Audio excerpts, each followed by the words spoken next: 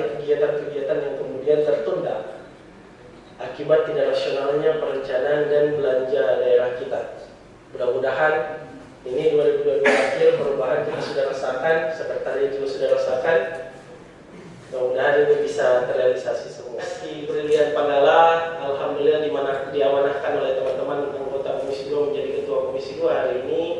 Dan ya tadi saya sudah sampaikan memang Komisi 2 berjalan hari ini masih saja kita berkolaborasi dengan senioritas dan teman-teman yang lalu sehingga memang hari ini kita bisa berjalan. Dan ini izin betul memang kita mewakili teman-teman pimpinan dan anggota DPR Kota Kendari dari sejahtera buat kita semua. Yang saya hormati Ibu Ketua DPRD Kabupaten Poso bersama seluruh anggota DPRD Kabupaten Poso. Kami juga dari Sekretariat DPRD Kota Kendari mengucapkan selamat datang Bu, selamat berkunjung di Kota Kendari. Sekaligus juga kami menyampaikan mungkin bisa mengunjungi objek-objek wisata yang ada di Kota Kendari, karena kalau Kota Kendari ini Pak seperdua luasan itu adalah daerah pesisir juga, mungkin sama dengan Kota Poso ya, sebagian besar adalah pesisir, sebagian sebelahnya lagi adalah daratan. Kami juga di sini memiliki destinasi wisata, ada kebun raya Nana-Nana, silakan berkunjung Pak. Kemudian kami juga memiliki pantai, namanya Pantai Nampo Momahe. Kalau Momahe itu Pak asli bahasa daerah Kendari atau asli Tolaki, namanya kalau bahasa artinya itu cantik. Jadi Pantai Nampo yang cantik. Nah, namanya itu Pantai Nampo Momahe. Ya. Ini Teluk Kendari. Jadi Kota Kendari ini dikelilingi oleh Teluk Kendari. Selain itu kami juga memiliki wisata religi, yaitu Masjid Al-Alam, jadi masjid yang berada di atas Teluk Kendari. Kemudian ini ada juga Anjungan, wisata Anjungan yang berada di seputaran Teluk juga. Jadi ini adalah ya mungkin bapak-bapak bisa berkunjung sekaligus menikmati Kota Kendari. Dan wisata kuliner ini juga tidak jauh-jauh barangkali untuk ada makanan khas daerah. Bahwa untuk seperti penetapan RAPBD itu kan ada batas waktunya diatur undang-undang paling lambat 30 November. Nah, sehingga dari pemerintah daerah dalam hal ini tetap mengacu ke undang-undang dan aturan yang sebelumnya. Dalam hal ini peraturan pemerintah nomor 12 tahun 2019 tentang pengelolaan keuangan daerah, sehingga semuanya tetap berjalan sebagaimana mestinya. Karena kita juga diatur oleh undang-undang bahwa ada batasan-batasan kapan penetapan KUA, kapan penetapan RAPBD dan APBD seperti 2023. Dan alhamdulillah untuk Kota Kendari, walaupun di dalam pembahasan KUA penetapannya itu agak mengalami kemunduran, namun tidak ini karena memang terkait dengan acuan regulasi yang masih simpang siur saat itu. Namun untuk penetapan atau persetujuan RAPBD tahun 2023 telah kami laksanakan tanggal 15 November. Alhamdulillah tidak melewati batas waktu yang ditetapkan di dalam undang-undang, itu 1 bulan sebelum tahun anggaran berjalan, yaitu 30 November. Dan tahapannya kalau misalnya dari inisiatif dari Pemda itu kan kita berdasarkan surat yang diajukan oleh wali kota, dalam hal ini di atas nama wali kota oleh Sekda, untuk mengirimkan daftar peraturan daerah inisiatif dari pemerintah daerah, itu dari Pemda. Kemudian dari kita, rancangan perda yang akan dibahas untuk tahun depan itu bisa diajukan oleh anggota DPRD berdasarkan tatip, komisi, gabungan komisi, kemudian menyurat kepada ketua DPRD disertai dengan keterangan, penjelasan dan naskah akademik, keterangan dan seterusnya yang diberikan oleh ketua DPR. Kita panggillah OPD-OPD yang terkait dengan usulan inisiatif dari masing-masing anggota komisi dan seterusnya itu di OPD yang bersangkutan. Misalnya di paripurna penetapan Prof. Perda. Alhamdulillah. Karena kami yang tadi itu untuk tahun 2021 dalam 3 kali reses itu pokok-pokok pikiran DPRD yang kami input dalam SIPD itu sebanyak 2.285 kegiatan. Selanjutnya itu adalah RKPD tahun 2022. Jadi penginputannya itu terbuka nanti di bulan Februari dan Maret tahun berjalan. Jadi dikumpul satu kali, mau diinput satu kali juga dengan SPD RKPD itu. Jadi untuk selanjutnya diselaraskan dengan program prioritas kabupaten kota masing-masing. Memang kita melaluinya dengan mekanisme yang cukup panjang. Jadi ada musrembang di tingkat kecamatan, itu juga yang menjadi rujukan kita untuk bagaimana bisa mengusulkan pokok-pokok pikiran kita dalam APBD perubahan maupun APBD induk. Kemudian kita lalui dengan reses juga ini kita tampung dalam satuan data, dan nantinya masing-masing anggota DPR berhak untuk mengusulkan terkait dengan pokok-pokok pikiran tersebut dari pemerintah Kota Kendari. Dan pada akhirnya itu yang kemudian kita jadikan tolak ukur pembangunan dari sisi pengawasan DPRD Kota Kendari. Bapak Ibu yang saya hormati, terutama rekan-rekan dari Kabupaten Poso, dari apa yang sudah disampaikan, dijelaskan, diinformasikan kepada kita sekaitan dengan tujuan pokok kedatangan kita ke sini, yang mungkin dari teman-teman ada yang masih ingin ditanyakan, saya memberikan kesempatan. Mekanisme pembahasan ini yang kami mau, karena setiap daerah yang kami kunjungi model dan konsepnya juga berbeda-beda. Sehingga kami juga mau cari kira-kira mana yang bisa menjadi suatu patokan bagi kami, sehingga tidak ada pihak yang dirugikan dalam pembahasan APBD itu. Hari ini saya mau katakan bahwa DPRD Kota Kabupaten Poso itu memang banyak teman-teman yang merasa dirugikan dalam pembahasan APBD. Dan kami juga menyadari itu bahwa yang namanya APBD itu harus dikuasai dan dipahami oleh semua anggota DPRD. Itu wajib hukumnya. Tetapi dengan peraturan yang dikeluarkan selalu berubah, hari ini kan yang wajib membahas APBD itu hanya badan anggaran DPRD. Hanya 15 orang kami di badan anggaran punya keterbatasan pembahasannya. Itu pasti. Sehingga kami mencermati dokumen itu memang sangat sulit. Nah, yang kami ingin tanyakan untuk DPRD Kota Kendari, sistem pembahasan apa masih melibatkan komisi atau tidak? Nah, ini yang pertama yang kami ingin tanyakan, sehingga kami punya gambaran, oh ternyata seperti ini, dan ini tidak semua barang anggaran yang hadir dan semua kita bisa bersatu untuk mau melibatkan teman-teman yang lain. Dan yang kedua, ya tentang pokir ini menarik sebenarnya. Pokir ini tidak haram bagi anggota DPRD. Tapi bisa jadi haram kalau tidak dikasih, kan gitu logikanya. Ya kan ya?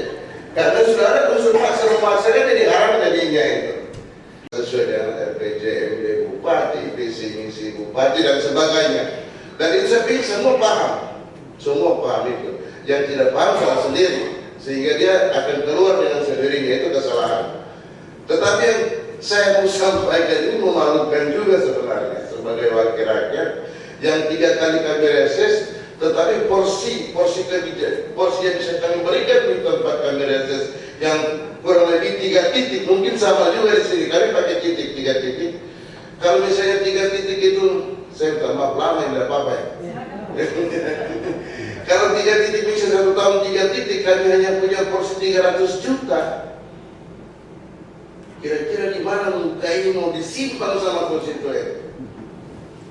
Ya kan? Ini artinya bukan membandingkan, tapi hanya mau bagaimana solusinya yang terbaik kami lakukan. Dan bukan manusia dia sebagai anggota DPR kalau tidak mau. Nah itu kesimpulannya. Saya mau sampaikan Bapak Ibu sekalian, ya kami perjalanan jauh, jangan karena kerja-kerja itu yang saya lakukan selama ini kami lakukan itu pendekatan. Jadi kami bilang DPRD identik dengan duit, saya bilang tidak, saya tidak pakai duit haram dunia akhir kalau saya pakai duit. Nah ini yang dituntut masyarakat. Kira-kira kau sebagai anggota DPR setiap kali rasa sekian puluh juta kau pakai, kau hanya bangun 100 juta ke satu titik, ini kira-kira habis akal. Yang saya mau tanya, bagaimana teman-teman DPRD Kota Kendari untuk mensiasati itu, dari 2000 itu berapa yang tembus? Dan yang terpenting mekanisme pembahasan kami juga ingin tahu, sehingga teman-teman di DPR Poso tidak menganggap ini keinginan bangsa saja seperti ini. Masyarakat.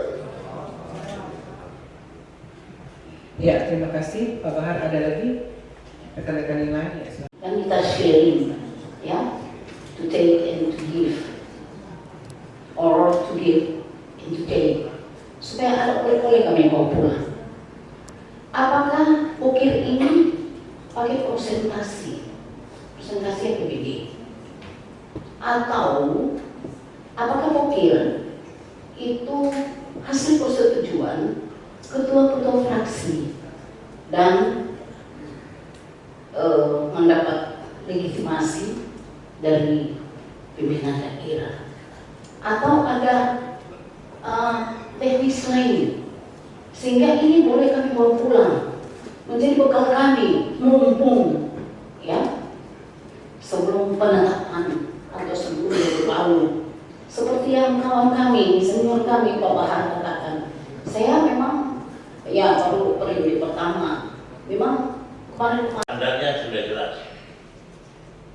Yang ingin kami minta penjelasan, apakah ada semacam approach-nya dari sudut pembahasan APBD. Kan standarnya itu memang kewenangan itu diberikan kepada Banggar saja. Jadi cuma Banggar itu yang diberikan kewenangan penuh dalam rangka pembahasan sampai ke tingkat bagaimana dia meramu rancangan APBD itu, buat BPAS sampai APBD itu sampai ke tingkat penetapan. Tapi apa yang disampaikan oleh rekan kami tadi, anggota yang terhormat Bapak Baharudin Sabudi, kan ini kan baru berlaku di periode 2000 PP 2012 ya kan? Ada ruang dilibatkan di dalam, misalnya di provinsi ya, Provinsi Sulawesi Tengah masih ada ruang yang diberikan kepada komisi itu untuk, tapi dia rekayasanya tidak dalam konteks pembahasan APBD, tapi dia dalam konteks rapat kerja antara komisi dengan mitra kerja, tapi yang isinya itu bicara soal, itu yang kita mau cari tahu, apakah di DPRD Kota Kendari itu memang secara normatif murni dia tunduk kepada bahwa komisi itu hanya diundang untuk berkonsultasi. Itu satu. Iya, tapi kan sebelum itu kan ada di begitu. Nah, kemudian secara perencanaannya itu kan sudah jelas dia punya runtut. Mas apa? Dokumen KUAPPS. Jadi setelah melangkah konsultasi di KUAPPS di tingkat komisi, konsultasi itu akan ditingkatkan kepada pembahasan di tingkat Banggar. Dan yang berkewajiban untuk masuk ke sana sebagai ex officio adalah pimpinan komisi yang membawa semua catatan-catatan hasil dari konsultasi tersebut. Dan di tingkat Banggar nanti di awal pertemuan kita akan ditanyakan, akan diberikan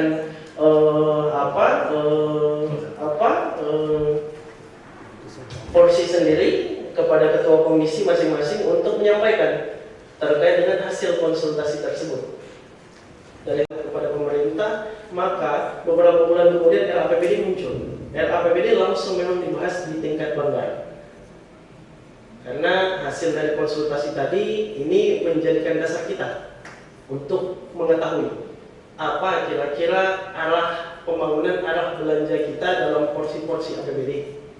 Dari di tingkat Banggar RAPBD ini juga dihadiri oleh ex officio untuk menelisik lebih jauh terkait dengan hasil konsultasi yang kita sudah sampaikan di tingkat pembahasan PPPS di tingkat Banggar, hasil dari komisi. Itu kira-kira secara singkat saya sampaikan mekanisme pembahasan yang masih kita lakukan sampai hari ini. Saya izin Bu Ketua, Pak Wakil, Pak Andi, kami di DPRD Kota Kendari dari wali kota sebelumnya kemudian ke pejabat wali kota selalu mengedepankan yang namanya komunikasi secara kekeluargaan. Karena bagaimanapun juga pemerintahan daerah, pemerintah Kota Kendari dan legislatif ini tidak bisa dipisahkan dalam proses perencanaan di Kota Kendari. Kami pun juga menyampaikan beberapa hal bahwa kami adalah representasi masyarakat. Jika kita tidak diberikan porsi tersendiri untuk bagaimana mengakomodir apa yang kemudian diinginkan masyarakat, ini kita secara fungsi atau secara kehadiran ya digugurkan. Tadi seperti disampaikan, ngapain kita mau reses masa sidang 3 kali tiap tahun, kemudian kita tidak bisa akomodir, paling tidak dari 100 usulan kita tidak bisa akomodir sampai setengahnya, cuma 1-2 ya. Periode selanjutnya bisa saja ini menjadi persoalan untuk kita. Saya pikir itu kira-kira. Dan ada forum kami dengan TAPD tingkat Banggar dan pimpinan fraksi, pimpinan komisi alat kelengkapan dewan untuk membahas terkait dengan realisasi anggaran kita tahun sebelumnya, kemudian perencanaan kita ke depannya, sehingga dari sini muncullah komunikasi persuasif kita dengan teman-teman pemerintah Kota Kendari yang kita amanahkan biasanya Bu Ketua izin ketua-ketua fraksi, pimpinan DPR dan alat kelengkapan, ketua-ketua komisi untuk diskusi terkait dengan arah pembangunan kita ke depan dan bagaimana posisi DPRD Kota Kendari sebagai perwakilan dari masyarakat. Sebelum kita melangkah kepada pembahasan di KPPS dan RAPBD nantinya.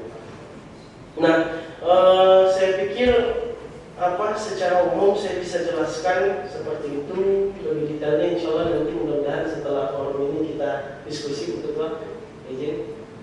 Karena tadi saya bilang memang ini APBD kalau berbicara masalah pembahasan sangat-sangat sensitif. Mudah-mudahan setelah ini kita bisa diskusi. Pimpinan yang kita percayakan dan alat kelengkapan dewan untuk mewakili semua anggota DPRD Kota Kendari yang ada.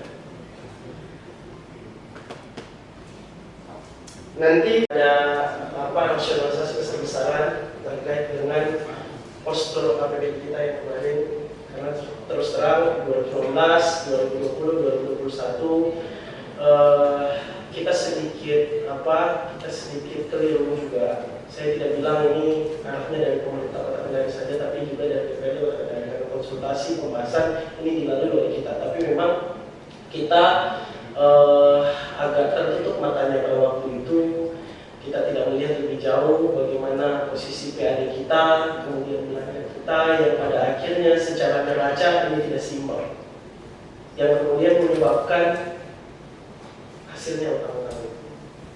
Banyak kemudian kegiatan-kegiatan yang tidak bisa dibayarkan pada waktu itu karena posisi keuangan kita, karena memang 2019-2020 COVID, 2020-2021 yang kita tidak inginkan, padahal kita sudah ketuk palu, yang pada akhirnya memang banyak sekali kegiatan yang tidak bisa berjalan.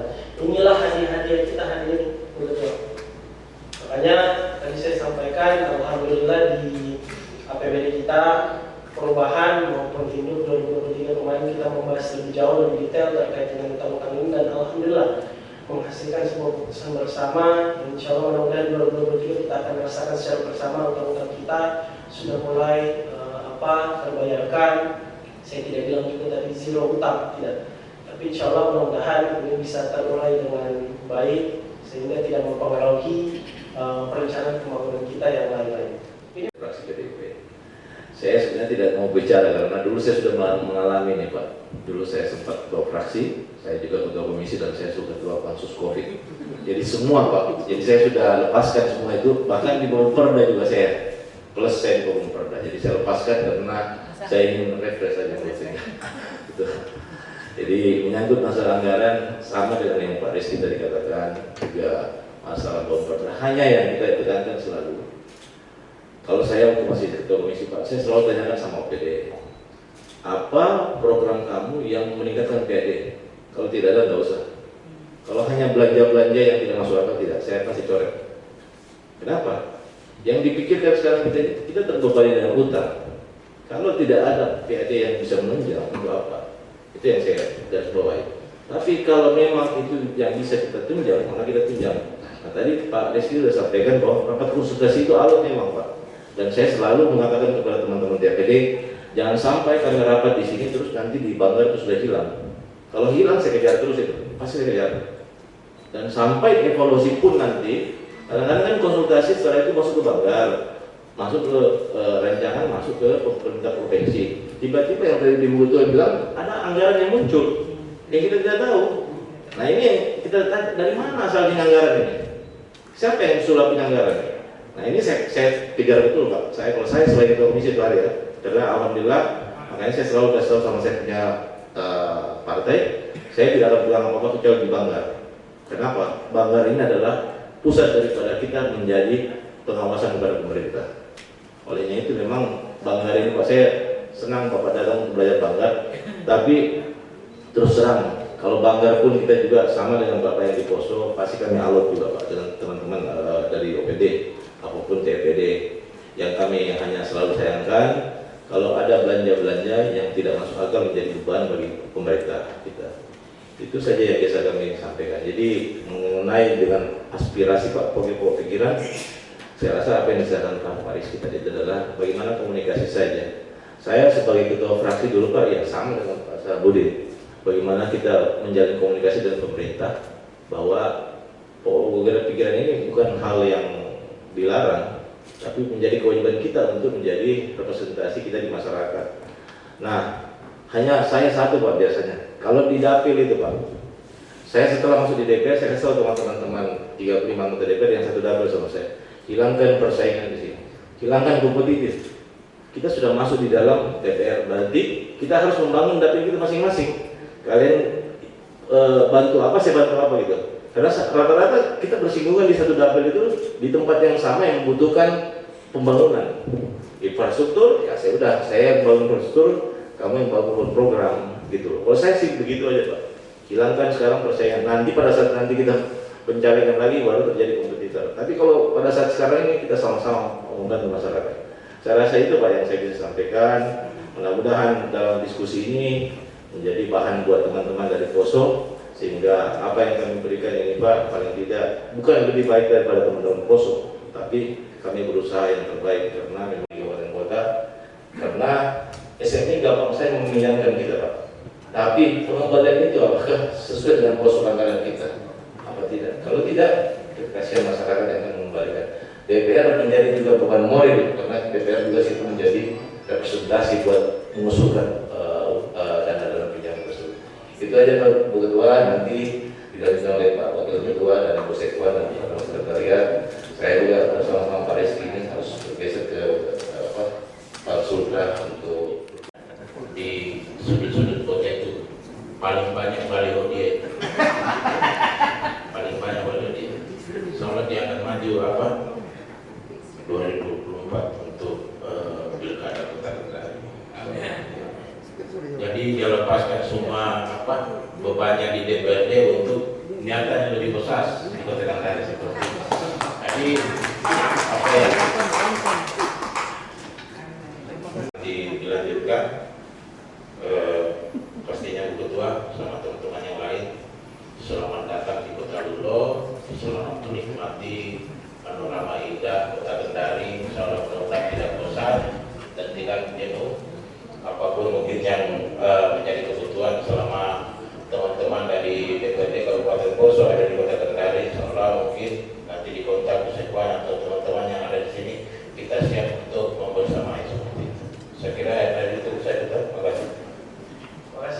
dan dalam beberapa hari ini selamat menikmati di Kota Kendari, dan insya Allah mudah-mudahan jangan ragu-ragu. Ketua izin kalau bisa kita saya ucapkan wal kalami wala yasrun wa mawafil illa aqwatan. Wassalamualaikum warahmatullahi wabarakatuh.